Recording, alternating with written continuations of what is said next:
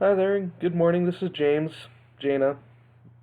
Last night I promised you a history of everything pre coming out, and this is going to be the entire thing. Well, maybe first part because I ramble, as you probably noticed in that last video, and probably in the first, I don't know, 20 seconds of this one. So, life for me.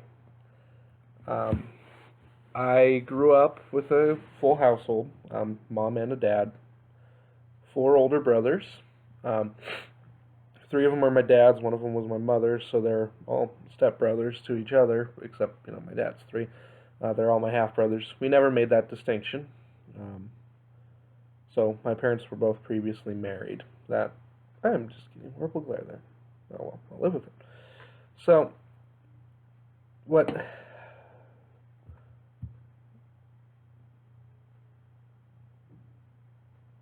sorry about that. I thought I was going to sneeze.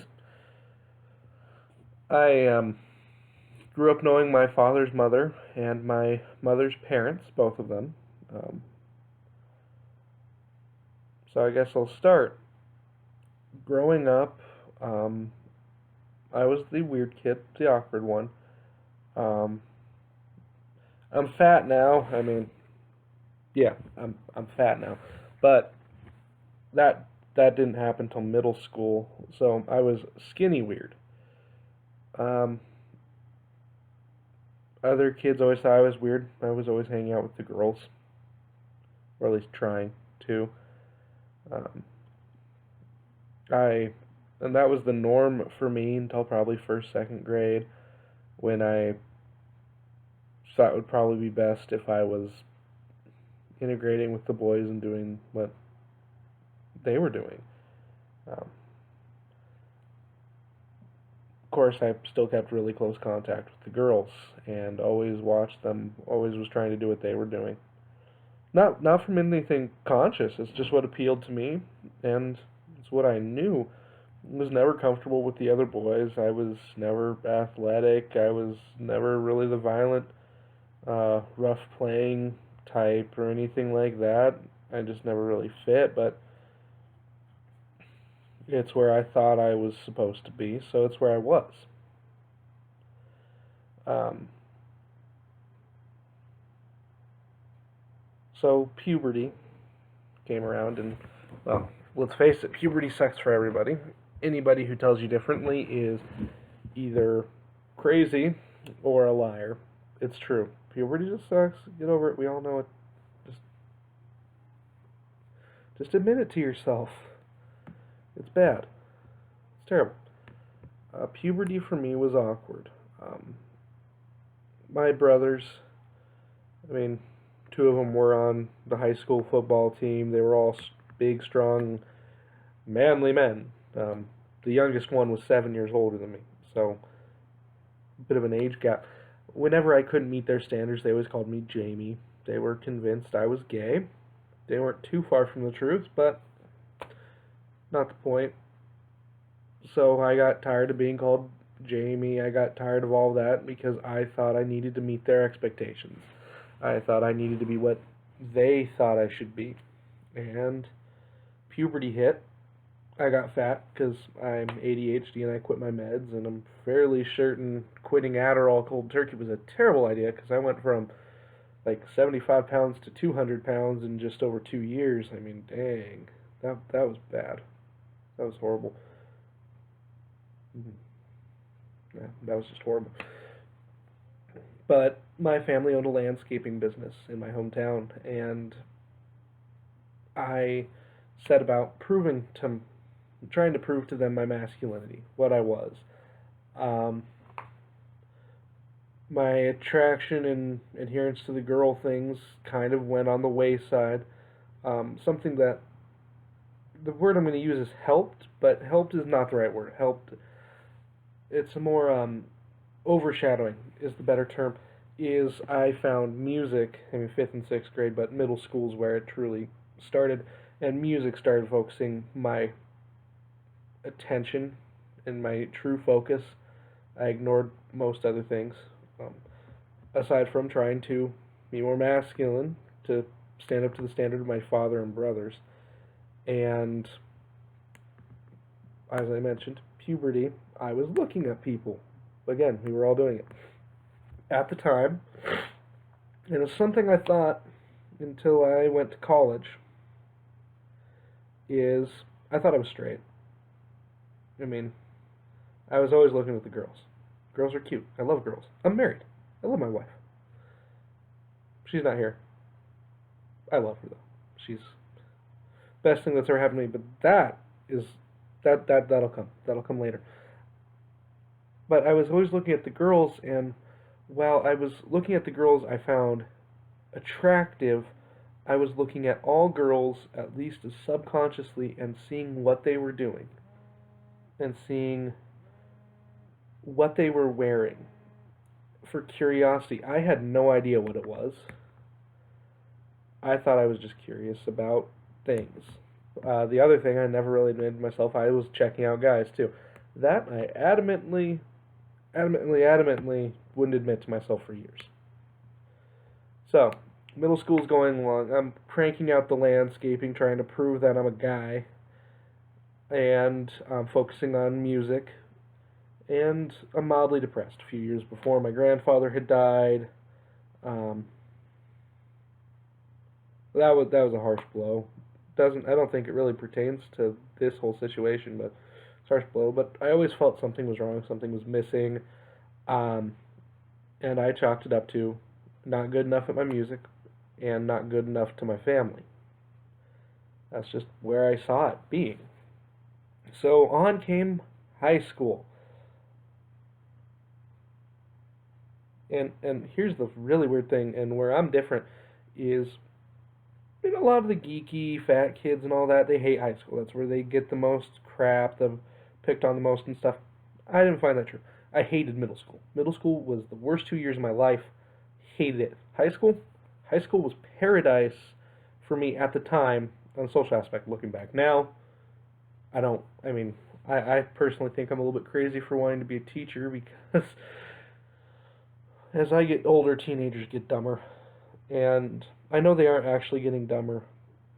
I just know my perception is getting more altered. I mean, I'm married, I'm a senior in college, I have a child, I have nieces and nephews. I have plenty to color my experience and viewpoint of youth. And as I get older, teenagers get dumber.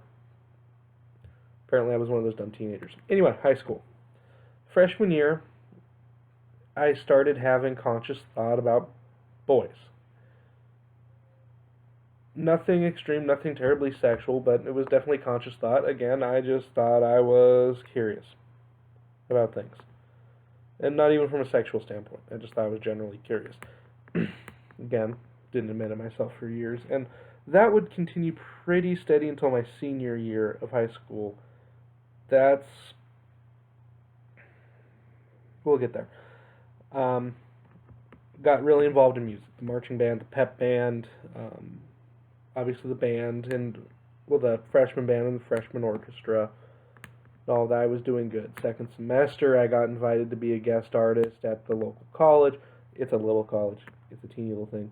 Don't get me wrong, Tony Hammond, if you ever see this, your program's great. Well, you know that I'm talking about the year before you were there, and you were a guest artist that year anyway. So, you know what I'm talking about. I mean, we're not talking about a school of music. We're talking about a nice college that specializes in computer technology and aviation, and they have an okay band program. I mean, you're doing amazing and have really kicked it up a notch. I'm not judging. I loved my time with you. But I was doing that. Sophomore year, it really increased. I was in the auditioned band. I was in the auditioned orchestra. I was actually a student at that college, taking band for credit, and was their percussion section lead. 3 years. Again, that's nothing amazing. Pretty much anybody in any of the high schools who was a percussionist could have done it. But sophomore year, I was falling more into music, but I was noticing the girl things again. I was gravitating towards girl things, picking up on the girl things, but I was hiding it now. It wasn't as obvious as when I was in elementary school and they'd be playing jump rope and I'd want to go be with them and hang out with them and see what they were doing. It was hidden. I I wouldn't have been caught dead doing any of it. There's just no damn way. And that continued through junior year. Same thing with the college. Same thing with music in high school. Still pep band, marching band, auditioned groups. Um, by this time, the father was having health issues. I'll just say I know. I never liked my father. He knows this. We'll get into that in the next video too, because I'm going to make this a two-parter, pre-college and college. But I was gravitating more and more towards girl things. And end of my junior year, going into my senior year, is when I started obtaining girl clothes and wearing them. I didn't derive sexual pleasure from it. It was never cross-dressing for pleasure. It felt right. Like, I'd get home from school, I'd change into panties. It's what felt right to me. Don't ask me why. Back then, I'm talking the color of knowledge now, but back then it was, oh, it's just a softer material, kind of feels nice. I mean, not as itchy. Looking back, it's just what was right. I kind of came out to myself as bisexual that senior year. Finally admitted I kind of liked guys. Fully admitted it in college, but different topic there. I had a girlfriend starting junior year. We were incredibly sexually active. No, I'm not going to get into names because that's rude. But looking back through all the sexual activity, I wasn't, and I am going to put a notation on this to please, an age thing on it, just as an advisory. The sexual things with her, I wasn't deriving pleasure from having sex with her. I was deriving pleasure from the thought of what it would be like to be her. That I consciously admitted to myself. I had no idea what it meant for about a year and a half. So, that's what happened. And then I went to college, which will be in the next video. Recap, my childhood was colored with me wanting to be with the girls. Me wanting to feel like a girl. My God, I never told my parents this, or my siblings, but my favorite memories were to go 3 houses down on my block to the girl's house and hang out with her. She was my only friend. My parents didn't really care.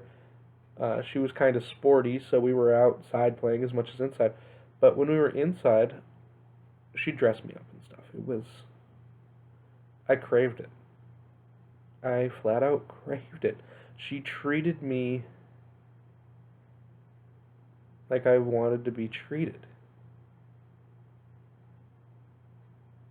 Which, it's incredibly hard to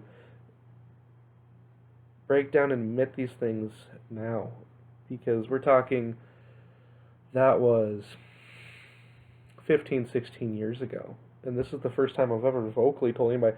These little details I haven't even told my wife, mostly because it doesn't matter. We're focusing on the now and the broad spectrum past stuff because we have a family. We're going to move through everything and proceed. Talking about this, I'm hoping that you can find things in you that you see. But those are what I liked. And I mentioned that I would come home and sneak into panties. Right now, I'm only in this shirt because I'm going to have to get up and go to a class here fairly soon. And although a lot of my classmates know, I haven't started therapy because I'm waiting for my appointment to be confirmed or anything like that. So I, on a personal level, would deem it inappropriate and rude to other students at this point to show up dressed. But underneath this shirt, I am wearing girl clothes. I am wearing a bra. I am wearing jeggings right now and panties. This is how I live at home. Normally, I also, mostly because, look at this hair. It needs to be trimmed, needs to be grown out. It has a lot of potential, but it's not there. I wear, and you will see it in my profile picture, I wear a wig when I'm home. My wife, and this was her idea, not mine, and I love her dearly for it. Oh, yeah, and I wear this too. We'll get into what this is and what this means later, but I wear that too. It was my wife's idea for me when I would be home to instantly change out of my boy clothes and be me, to be Jaina. As I said, right now, the only reason I'm not doing it is largely because I'm going to class, and second, one of the hardest things to do as you start this transition, and I think that most transgender individuals will agree with me if they see this and hear this, is your voice. I developed a long time ago how to drop my voice, make it more gruff, because I've always had a more effeminate, as my brothers would put it, pussy boy voice. And breaking a decade-long habit of dropping your tone and talking like this, especially when I sang bass in the choir. Admittedly, I was a smoker then, which dropped my octave a bit, but trying to break into my real voice, and I'll do it here for just a moment, I'm running out of time. Trying to do my real voice is hard, okay? I'm working into it right now. Literally, as I'm talking to you, I'm working into it right now. This is how I really talk. It's more mild, more soft-spoken. I'm still dropping my voice tone a bit out of a decade of habit, but this is my natural speaking tone and voice. It's actually a little higher, but it's hard. It's hard to break that habit. It is. But again, recap, I wanted to be a girl in school. Real reason why I always wore sweatpants to school until my dad had a fit when I was in the 4th grade. They made me feel girly. I loved them. Anything that had a scrap of femininity, I was all about. With notable exceptions. If you can't read backwards, that says Star Wars. Just saying. I'm a gamer girl. I love Star Wars. I love sci-fi. I love action. I love those things. Like when I say I'm a girl, I've never been the princess. More tomboy, nerdy. But I'm gonna call it there. When I pick up, we'll be discussing college, admitting it to myself, and all of that. Post comments, discussions. Please, if you post a comment, try to have a little more substance than "you are brave" or anything like that. One, it's overplayed. Two, I'm putting this on YouTube. It's obvious that I'm toughening up and doing something like this for me. So please have some substance in your comments. That's all I ask. Talk to you soon.